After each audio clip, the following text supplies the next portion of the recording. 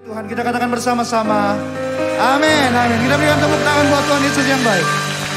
Silakan duduk Bapak Ibu Saudara kasih dalam Tuhan yang ada di Growth Center, di JC Hall, maupun yang ada di rumah-rumah. Selamat Paskah, Tuhan Yesus memberkati berlimpah-limpah. Kita baru saja memperingati Jumat Agung, yang merupakan hari ketika Yesus Kristus mati di kayu salib. Pada zaman Yesus, para pemberontak, para pendosa, pelaku kriminal, hukumannya adalah dengan cara disalibkan. Tapi hukuman yang dijalani oleh Yesus bukan karena kejahatan yang ia lakukan. Bukan karena kesalahan yang ia lakukan. Tetapi untuk memikul dosa seluruh umat manusia. Karena manusia sudah berdosa dan upah dosa adalah maut. Tapi itulah bukti kasihnya Kristus kepada semua manusia yang sudah berdosa. Dia menjadi korban. Dia berkorban untuk kita semua. Karena tanpa penumpahan darah tidak ada pengampunan dosa.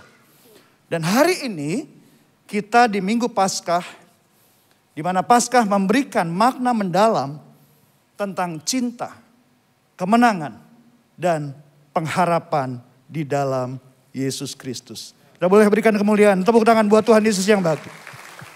Karena kebangkitan Kristus, maka kuasa maut tidak berkuasa lagi dalam hidup orang percaya. Amin, amin. Yang setuju boleh berikan sekali lagi tepuk tangan buat Tuhan Yesus yang baik. Kubur kosong, karena Yesus sudah hidup. Mengingatkan kepada kita semua, bahwa kita juga harus mengosongkan diri kita untuk dipenuhi dengan kehidupan Kristus. Amin saudara. Nah saudara kasih dalam Tuhan, Growth Center Family, Paskah kali ini jatuh di bulan April. Di mana kita semua masih ada di dalam tema kita, Challenges to Expand. Dan minggu ini kita akan belajar bersama-sama bagaimana kita memaknai Natal di dalam kebenaran, tapi juga menghubungkan dengan bagaimana tantangan yang kita hadapi untuk kita bisa berkembang di dalam Tuhan. Nah, oleh karena itu di minggu ini tema yang akan saya sampaikan di mana ini adalah satu tantangan yang membuat orang tidak bisa berkembang, tidak bisa dibawa oleh Tuhan, berekspansi, yaitu rasa nyaman. Saudara, manusia suka dengan rasa nyaman bukan? Ya, termasuk juga saya suka dengan kenyamanan. Gak salah dengan menginginkan atau memiliki rasa nyaman, itu gak salah. Nyaman bekerja, nyaman di dalam hubungan pertemanan, nyaman juga di dalam pelayanan, gak salah. Tapi rasa nyaman yang berlebihan itu berbahaya loh. Berbahaya bagi kualitas kehidupan kekristenan kita di hadapan Tuhan. Nah, oleh karena itu ketika kita betul-betul memahami makna Paskah yang sebenarnya, maka saya percaya itu akan membuat kita akan lebih berhati-hati dengan yang namanya hidup nyaman. Itu sebabnya judul khotbah saya di Minggu Paskah ini adalah Paskah membuat aku tidak nyaman. 1 Korintus pasal 15 ayat yang ke-14 versi BMK menyatakan, dan kalau seandainya Kristus tidak dihidupkan kembali dari kematian, maka tidak ada gunanya kami memberitakan apa-apa dan tidak ada gunanya pula kalian percaya. Sebab kepercayaanmu itu tidak mempunyai dasar apa-apa. Jadi kalau Kristus tidak bangkit dari kematian, sia-sia kepercayaan kita guys. Sia-sia kita memberitahukan bahwa Yesus adalah juru selamat. Sia-sia. Kenapa? Karena kalau saudara membaca Matius di dalam pasal yang ke-28, ya nggak usah sekarang tapi nanti di rumah saudara baca Matius pasal 28, saudara akan menemukan ada 3 kebenaran di situ. Yang pertama adalah kebangkitan Yesus. Yang kedua adalah dusta mahkamah agama. Yang ketiga adalah perintah memberitakan Injil. Saudara, kebenaran yang pertama dari Matius 28, berbicara tentang kebangkitan Kristus, berbicara mengenai Paskah, itu mempunyai 3 makna penting, saudara. Yang pertama adalah kebangkitan yang akan datang. Paskah bicara mengenai kebangkitan yang akan datang. Yang kedua, penghakiman yang akan datang. Dan yang ketiga, Paskah bicara mengenai kuasa Roh Kudus bagi umatnya. Dan ini adalah kabar baik, saudara. Bahwa Paskah berbicara ada kebangkitan di masa depan. Banyak orang yang takut dengan kematian. Bahkan ada yang ingin hidup di dunia sampai ratusan tahun. Emang enak hidup hari gini sampai ratusan tahun? Saya pernah mengantar opung kami yang saat itu umurnya udah 97 tahun, saudara. 97 tahun.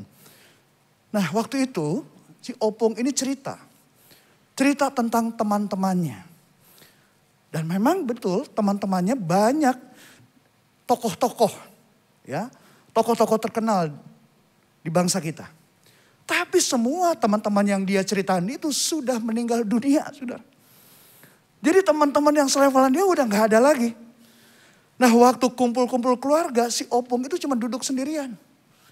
Ngeliatin anaknya, mantunya, cucunya, cicitnya seliweran gitu ya. Gak ada yang nemenin dia. Karena ngobrol juga udah gak nyambung. Nah, saudara, saya pikir, gak usah lah. Umur sampai ratusan tahun. Kalau akhirnya sendirian cengok begitu kan. Nah, saudara, banyak orang yang takut akan kematian. Kenapa? Karena gak punya kepastian. Kalau mati itu masuk surga atau neraka. Tetapi sebagai orang percaya, Alkitab menyatakan ada jaminan bahwa ada kebangkitan di masa depan. Karena Yesus mati dan bangkit kembali, kita akan dibangkitkan seperti dia, amin. Sebab dia hidup, ada hari esok. Yesus berkata, akulah kebangkitan dan hidup.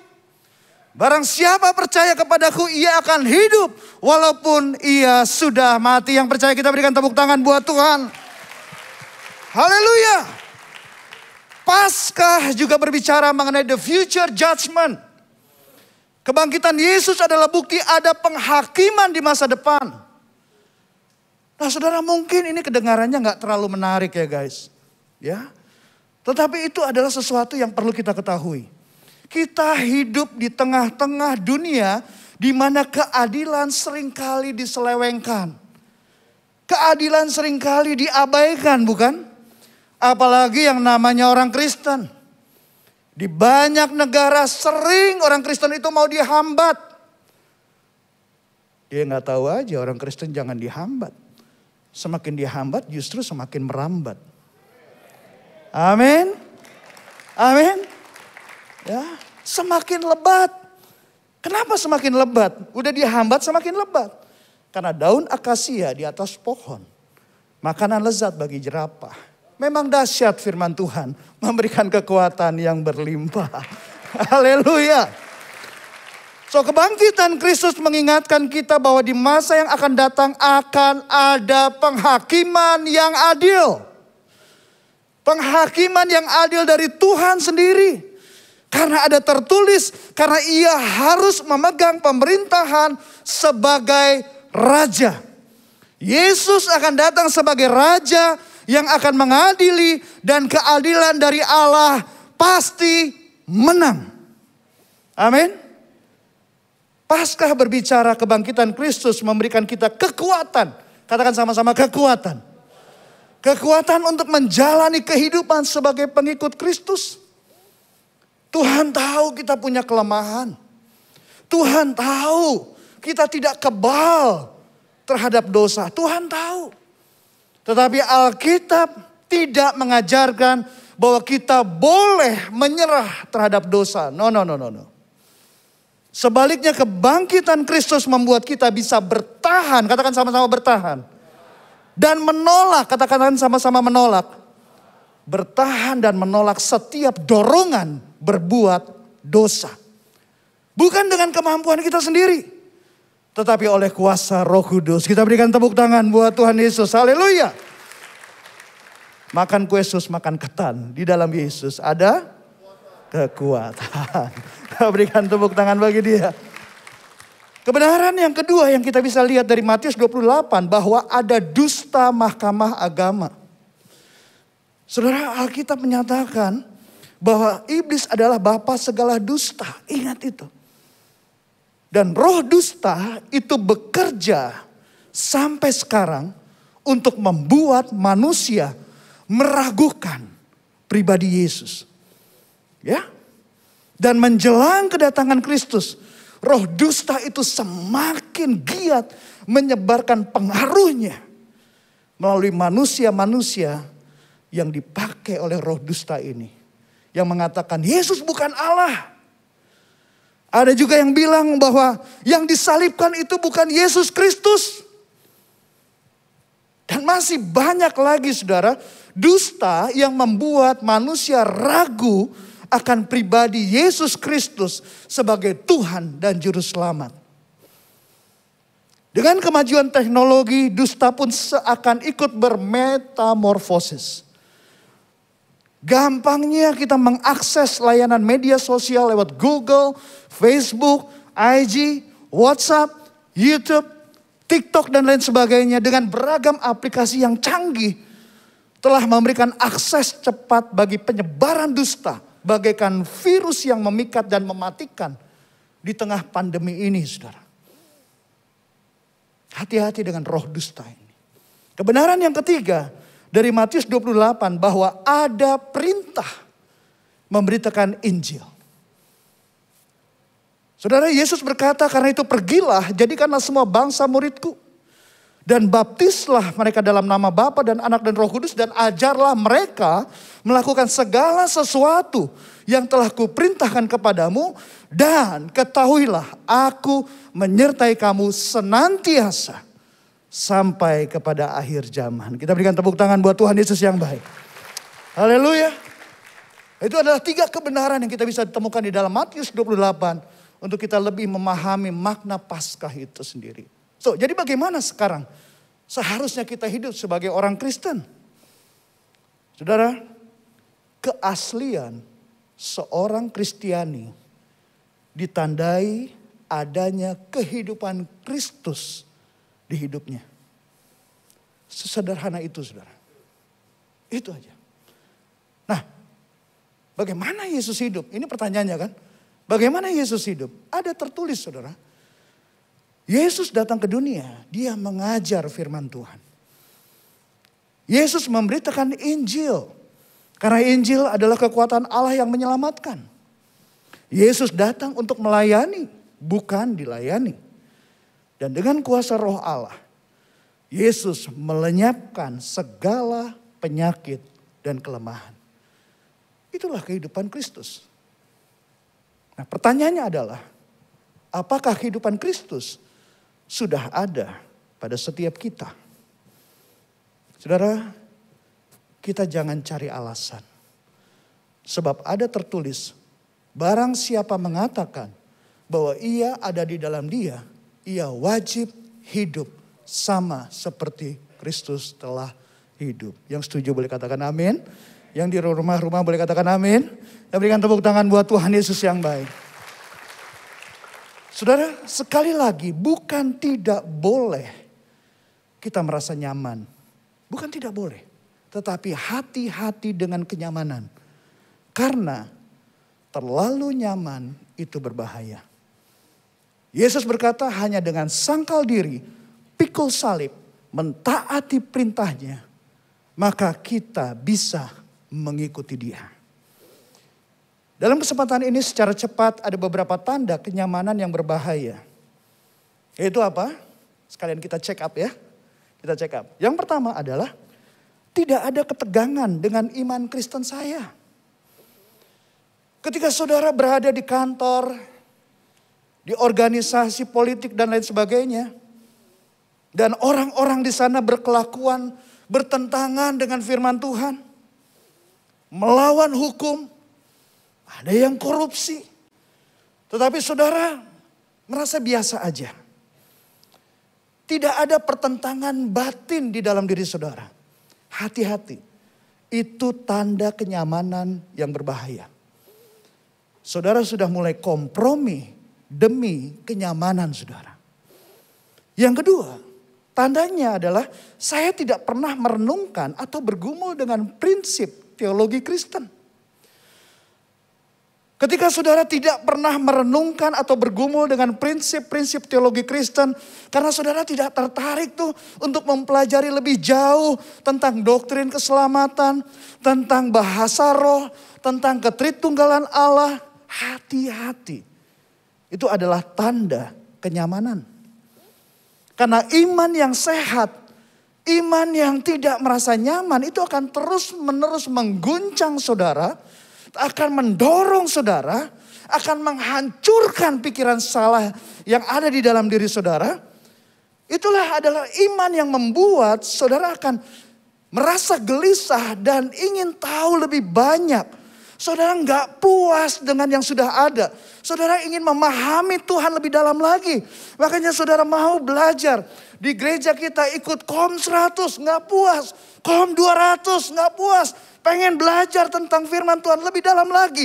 Ingin mengenal Tuhan lagi. Lebih dalam lagi. Belajar lagi KOM 300. Bible study yang besok kita akan belajar sama-sama. Saudara begitu excited untuk ikutnya.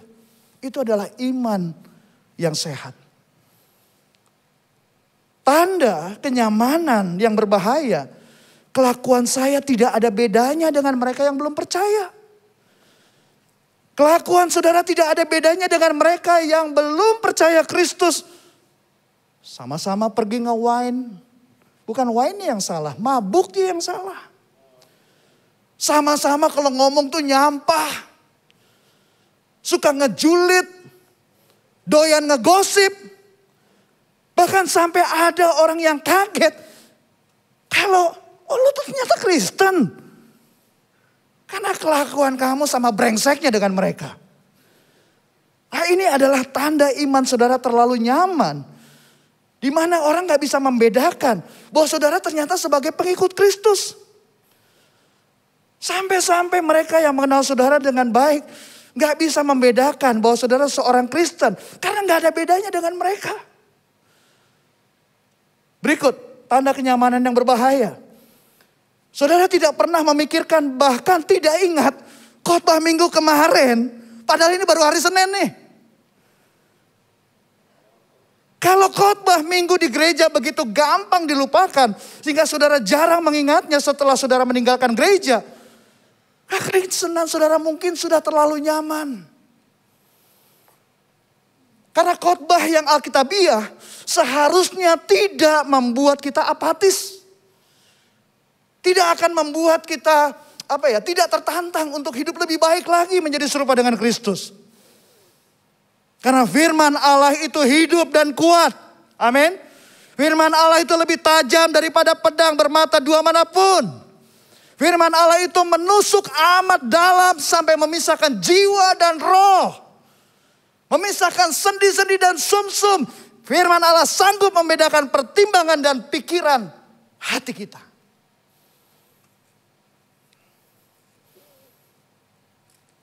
Tanda kenyamanan adalah saya tidak pernah merasa harus melakukan sesuatu ketika melihat teman berbuat dosa.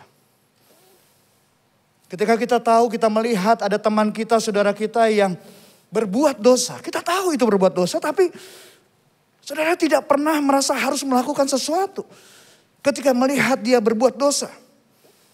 Karena mungkin saudara takut pertemanan jadi terganggu.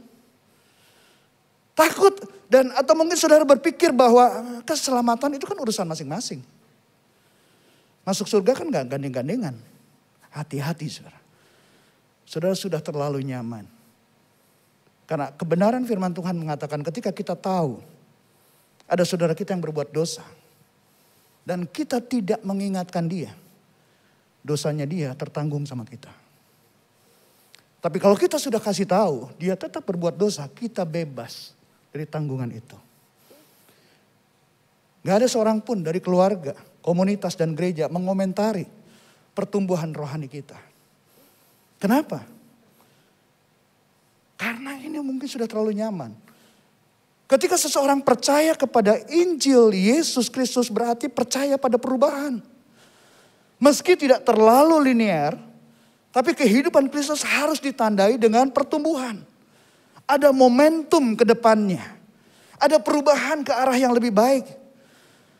Jadi kalau saudara seorang Kristen yang bertumbuh sangat kecil sehingga nggak ada seorang pun anggota keluarga kita atau anggota di gereja kita, di komunitas kita yang bisa mengidentifikasikan area peningkatan apapun, itu tanda bahwa kita sudah terlalu nyaman. Dan kalau kita ingin dibawa Tuhan untuk berekspansi dan masuk ke dalam hidup yang kekal bersama dengan Tuhan, pilihannya hanya dua. Mau tetap berada di zona nyaman atau melangkah masuk ke zona iman.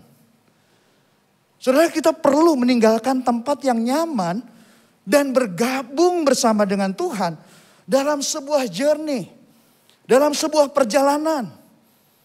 Itu sebabnya kita membutuhkan adanya perubahan hubungan. Untuk bisa berjalan bersama dengan Tuhan, ada perubahan hubungan dari hubungan yang tidak kudus menjadi hubungan yang kudus. Ada perubahan paradigma. Dari paradigma yang lama, paradigma duniawi menjadi paradigma baru. Paradigma kerajaan surga. Dan itu memang tidak terjadi secara alami, saudara. Harus disengaja. Bahkan kadang harus dipaksakan. Meninggalkan tempat yang nyaman untuk berpindah ke tempat yang belum pernah kita kunjungi. Mungkin kita berpikir ini berbahaya. Tapi kalau kita ingin dibentuk oleh Tuhan agar kita menjadi pribadi yang berbahaya bagi musuh, berbahaya bagi iblis, kita harus mempunyai pengalaman yang berbahaya. Dan kita perhatikan, setiap kali Tuhan mencari seorang pemimpin untuk membawa umatnya kembali kepada Tuhan, Tuhan selalu mengeluarkan pemimpin itu sebelum Tuhan membawa umatnya masuk. Para pemimpin pilihan Tuhan dibawa keluar dari zona nyaman dan melangkah ke zona iman untuk mengalami ekspansi. Abraham harus keluar dari zona nyaman di Ur Kasdim, melangkah masuk ke zona iman untuk meresponi panggilan Tuhan. Yusuf harus keluar dari zona nyaman di dalam keluarganya, masuk ke zona iman dengan mengalami proses yang berbahaya, proses yang menyakitkan, untuk menjadi orang kedua di Mesir dan membawa keluarganya hidup di tanah Goshen. Bahkan Yesus harus keluar meninggalkan kenyamanan di surga. Menjadi manusia, mati di kayu salib untuk membawa saudara dan kita semua yang juga yang ada di rumah-rumah untuk masuk surga. So pertanyaannya sekarang, bagaimana dengan kehidupan saudara hari ini? Apakah Paskah membawa saudara tidak nyaman? Apakah saudara mau tetap berada di zona nyaman atau meresponi panggilan Tuhan untuk melangkah masuk ke zona iman? Tapi bagi saya, dampak dari kematian dan kebangkitan Kristus adalah Paskah membuat aku tidak nyaman. Setelah saya menjadi Kristen, saya bekerja sebagai full timer di kantor pusat GBI Jalan Gatot Subroto dari tahun 2002 sampai dengan 2013. Dengan sekian banyak jabatan ditambah undangan pelayanan yang selalu full setiap tahunnya, saudara. Lama-lama pelayanan dan pekerjaan saya di sana sudah menjadi zona nyaman buat saya. Dan pada tahun 2013 Tuhan memanggil saya masuk ke zona iman dengan mengundurkan diri sebagai full timer di kantor pusat di SICC untuk sekolah mengambil program S2 konseling pastoral. Dan selama 2 tahun kami hidup tanpa fixed income. Tadinya kan dari gereja tiap bulan ada PK.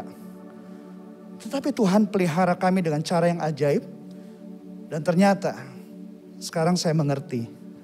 Tuhan panggil saya keluar dari zona nyaman untuk masuk zona iman, untuk berekspansi. Sekarang saya mengerti bahwa Tuhan memanggil keluar dari zona nyaman untuk masuk zona iman. Karena Dia mempersiapkan saya untuk menjadi associate pastor di bidang teaching, counseling, family. Jadi wakilnya, hambanya yang diurapi, Pastor Andi. Dan untuk kita di GC, kita bersama-sama berekspansi. Sebab ada tertulis, tanpa iman tidak mungkin orang berkenan kepada Allah. Sebab barang siapa berpaling kepada Allah, ia harus percaya bahwa Allah ada. Bahwa Allah memberi upah kepada orang yang sungguh-sungguh mencari Dia. Saudara, kubur Yesus sudah kosong karena Dia sudah bangkit dan hidup. Dan sebelum Dia naik ke surga, ada tugas perutusan yang diberikan kepada murid-muridnya. Matius 28 ayat 18-20. Ini adalah amanat agung Tuhan Yesus Kristus. Agar kita bisa berekspansi. Memang untuk melakukan amanat agung tidak nyaman. Ada banyak tantangan bahkan ancaman. Tapi ini adalah zona iman bagi setiap orang percaya. Ini adalah perintah Tuhan yang membawa kita kepada hidup yang kekal di surga. Karena Yesus berjanji, aku akan menyertai kamu senantiasa sampai kepada akhir zaman. Teman-teman worship leader, singer boleh kembali ke tempat. Berapa banyak yang percaya kalau disertai Tuhan ada kuasa. Amin. Kalau disertai Tuhan ada perlindungan enggak? Amin. Kalau disertai Tuhan ada urapan enggak? Kalau disertai Tuhan ada berkat enggak? Kalau disertai Tuhan masuk surga enggak? Kita berikan tepuk tangan buat Tuhan Yesus yang baik. Ayo. Kalau Tuhan sudah panggil untuk tinggalkan kenyamanan kita, jangan ditunda-tunda. Mari kita masuk kepada zona iman dan kita berekspansi. Amin. Bunga merekah di tengah taman. Peristiwa Paskah membuat kita tidak nyaman. Mari kita bangkit berdiri sama-sama. Kita naikkan pujian ini sekali lagi sebab Dia hidup, ada hari esok. Haleluya. Sebab Dia hidup. Sebab Dia hidup. Sebab Dia hidup. Ada hari esok.